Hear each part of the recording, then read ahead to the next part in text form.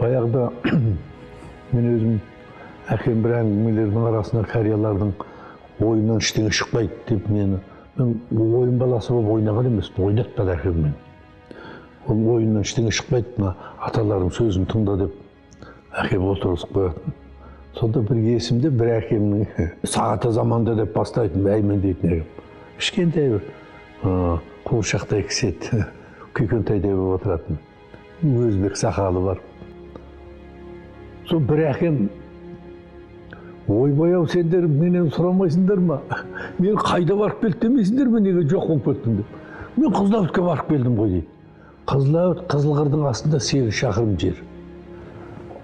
Сонда ана кәрия өмір бойы 8 шақырым жерде Қызыләуітке де бармаған ғой. Қазір не істеп отырмыз біз? Қазір біздің балалар, біздің жігіттер, қазір қыздар таңертең үйден шай ішеді, самолетке мінеді, Парижге барады. Парижден шаруасын бітіреді, кешке қайтадан самолетке отырып, елге қайтып келеді. Тәуба деуіміз керек.